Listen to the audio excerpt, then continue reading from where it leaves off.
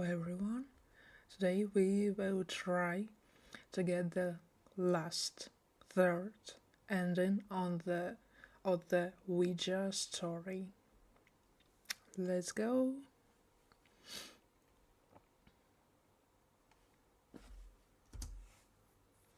New Jersey 1981. You are a single father. Your wife Linda passed away a year ago at childbirth.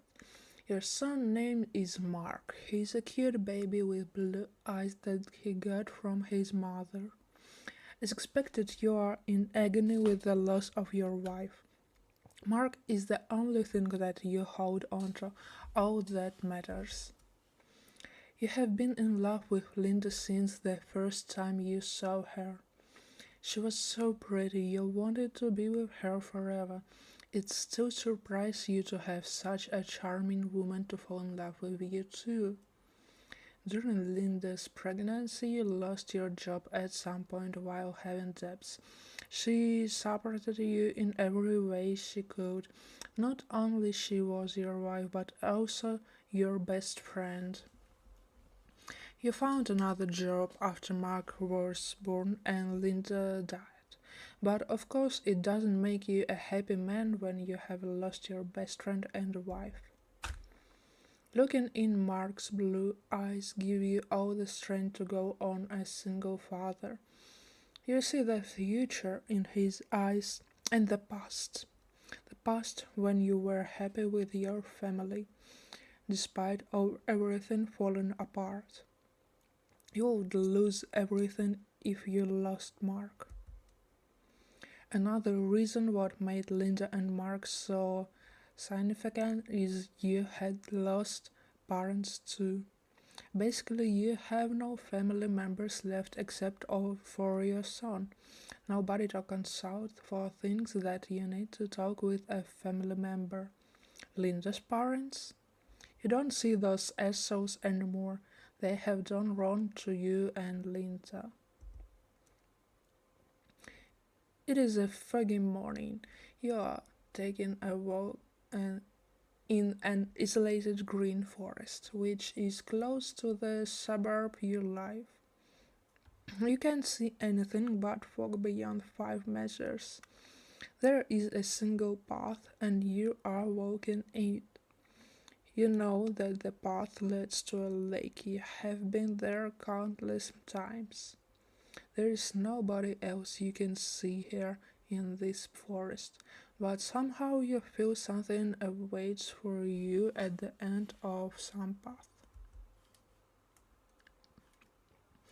You reach a lake and you encounter a woman who looks uncannily familiar standing at the side of the lake. She turns her back to you. You see that she has blonde hair and black dress, so familiar. She slowly turns back and faces you with a smile on her beautiful face. She is nobody but Linda, completely alive. Did you miss me, darling? Linda, is that you? Yes, it's me. How is that possible? Oh, what we see or seem is but a dream within a dream. She holds your hands. By a Ouija board, I would talk to you through that. You know that a Ouija board is? It is the board with letters and numbers on it, and you use it to talk with spirits. A strong wind starts blowing. In the blink of an eye, her flesh turns into ashes. The harsh wind carries the black ashes away, leaving a grim skeleton standing with you. You find yourself holding the hands of a skeleton who looks into your very soul, with covered eyes of her skull. You wake up. It was a dream, a repeating one. You keep having this dream every night. It started a few days ago. It's a Monday morning now and you are in your bedroom. It's winter, but still sunny. After getting off the bed, you take a look at yourself in your mirror hanging on the wall. You look worn out. Your house has 2 stories. The bedrooms are at the upper one. You walk into Mark's bedroom, which is next to yours, trying not to make a sound. You slowly open the wooden door of the bedroom. Your son sleeps peacefully in his cradle. You would expect a 1-year-old to make noises all the time, but Mark is not such a boy. He rarely cried. He has been a happy boy. The bedroom's walls are painted in a calming tone of blue. A circle of toys are hanging up on the cradle. Cute figures of the lion, sun, red cat, moon are the parts of this installment. There is a big poster of a yellow baby bird on the wall. You change Mark's diapers like you always do in the mornings. After you complete changing the diapers, the doorbell rings. It's probably the caretaker, Isabella. She comes every morning at this hour. You go downstairs and open the door. "Good morning, sir," says Isabella. She is a woman in her 20s with curly black hair and brown eyes. She steps into your house. Your daily routine starts with making the breakfast while Isabella takes care of Mark. You go to work after the breakfast unless it's weekend. Isabella walks into the kitchen, opens the fridge, and picks up the formulated milk for babies without mothers. No, don't talk about the dreams. Isabella climbs up the stairs to take care of Mark. You are hungry, you need to make breakfast. You like listening to music on the radio while making breakfast. Will you turn on the radio today? Nah. You make yourself an omelette, a hot cup of coffee. That's your daily routine. After you finish the breakfast, it's time to leave the house. Will you buy a Ouija board? You can go to a toy store to buy it before going to work. Or you can refuse to buy it, thus refusing to contact with what you see in your dreams. Buy a Ouija board. Despite it being a winter day, it's not cold outside. There is a toy store, you know. This is where you buy Mark's toys. You remember seeing a Ouija board there. It doesn't take long to reach the store. You enter the store and start searching for the board among all the colorful toys.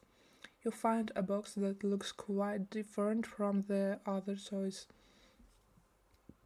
It doesn't look cute. Not something you'd buy for your kid. It's a grim looking Ouija board. Buy the board. You pick up the box of the Ouija board and move to the cash point. The cashier is a brunette young woman. She gets surprised to see the box. "Ah, you want to buy that? What will you use it for, if I may ask?"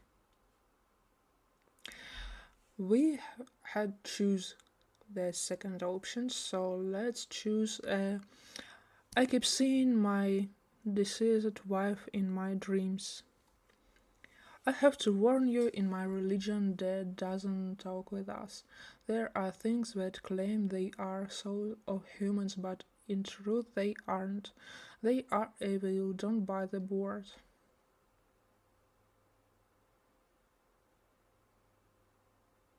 I think if we'll choose the second one options, it will be the end. So I'll still buy it. Okay, as you wish, but if you are going to use it, don't use it by yourself and never ask then or how someone will die. So you pay the board price and buy it. You put it in a plastic bag with the logo of the toy store and go to your office. As an accountant, you think that you have a job. Nothing interesting happened during the work. You have no friends to talk to. After the shift ends, you are ready to go home. Darkness has fallen. Knowing Isabella is at home, you ring the bell, then you arrive home. "Welcome," she says with a smile after opening the door. Her shift ends when you come home. She got ready to head off. Mark is sleeping peacefully. He has just started sleeping, Isabella says before leaving the house. You can ask her to assist in the seance. We didn't ask her, or we did? I think we didn't, so let's try to. But I'm not sure. Never mind. Sorry, I can't do that. You mustn't either. Isabella leaves you alone with Mark now. Before starting the seance. You climb the stairs and check on Mark. He looks so happy and peaceful while sleeping. You close the door and descended the stairs. You will use the board in your living room. There is a table you can use there.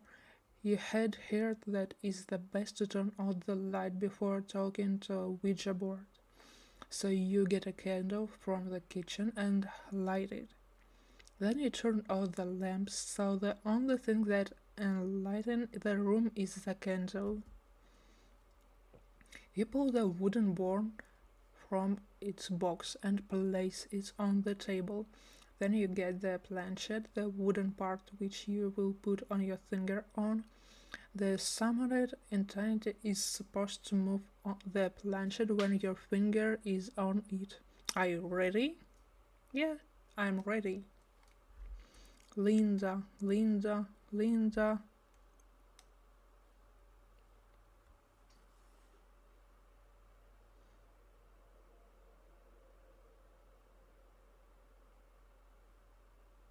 Here.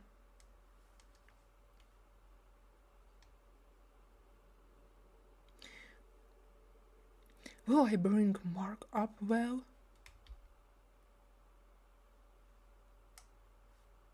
No.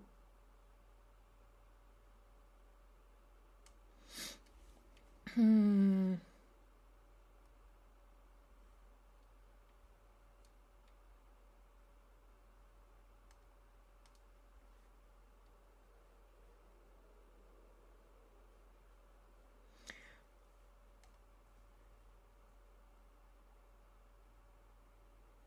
Then will we be together?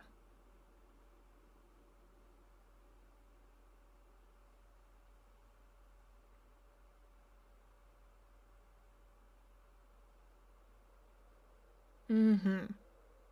Never? Why?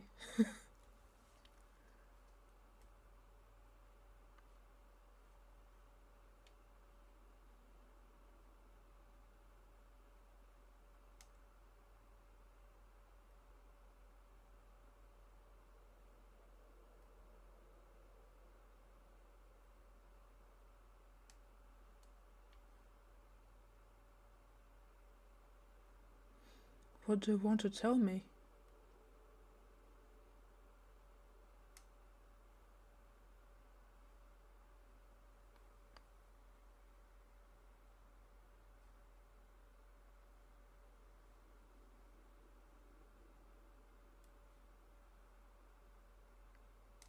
Um,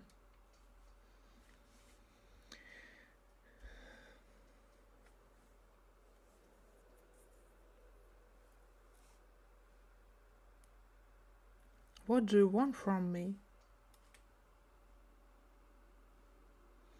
Oh, again.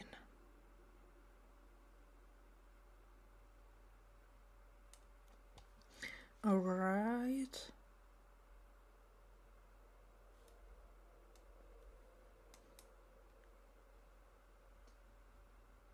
Alright, we will never be together.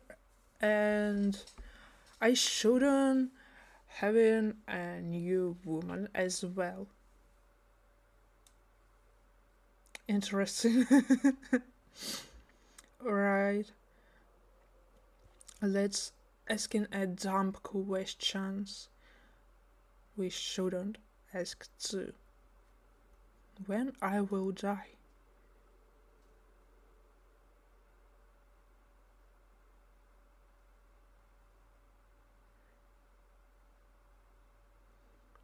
$5 years, I guess.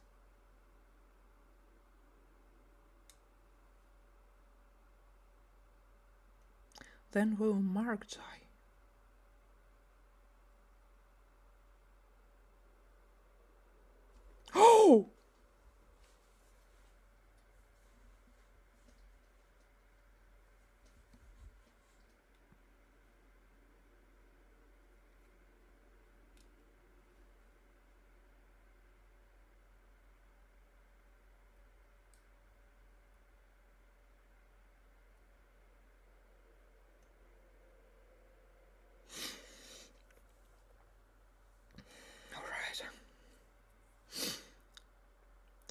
And we should ask this question.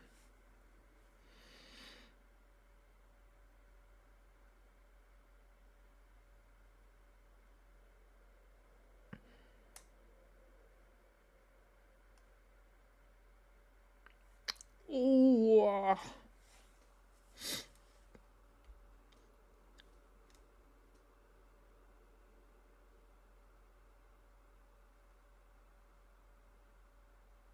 What the? Oh my. Why?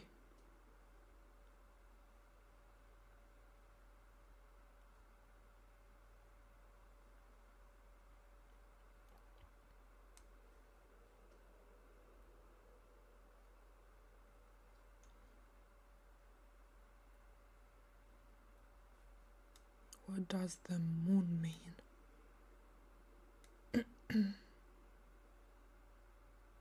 Mm-hmm. Again.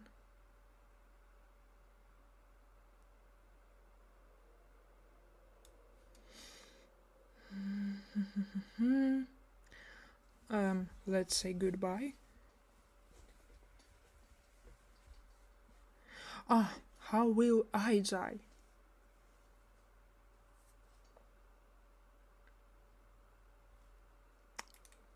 I guess. Mm-hmm. Oh.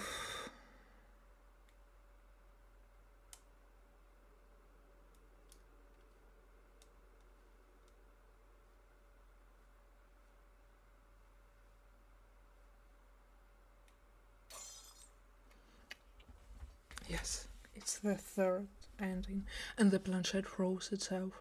It flies to the window of the living room, breaking it. You hear the radio in the kitchen start to play. Something turn it on.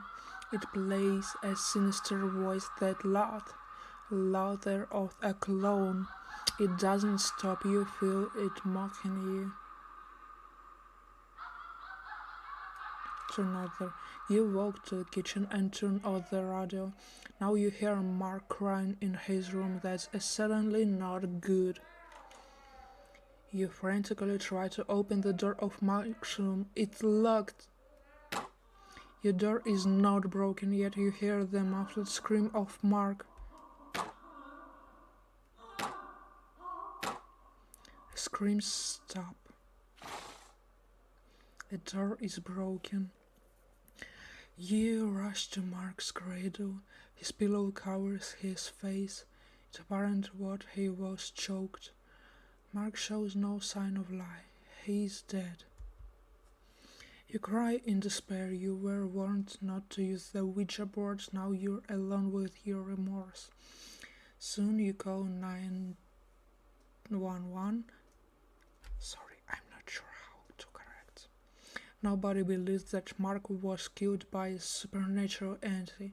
All the proofs show that Mark was killed by his father. You got arrested. Time flies fast, and nothing gets better. You get sentenced to life for killing your son. You spend the rest of your life alone in a cell. And how your physiological problems start, you find yourself thinking about morbid matters like the rotten corpse of Linda and Mark, or what Mark has seen while it choked him to death, or how the guardians would react if they find you have hung yourself. Sometimes you start laughing hysterically, but there is nothing funny to laugh at. Sometimes you throw wild tantrums, screaming with anger between the four walls of your cell. Are you going mad? Or is it taking you over? There is no difference, honestly. During the 5th year on your imprisonment, you decide to end the dire suffering, and you succeed. The end. Ooh.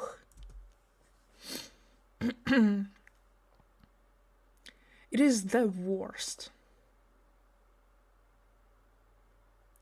And I think, to be honest, I wouldn't better not doing it, but we did. Right. Enough. Hope you had a great day, night, or something else. Goodbye. See ya.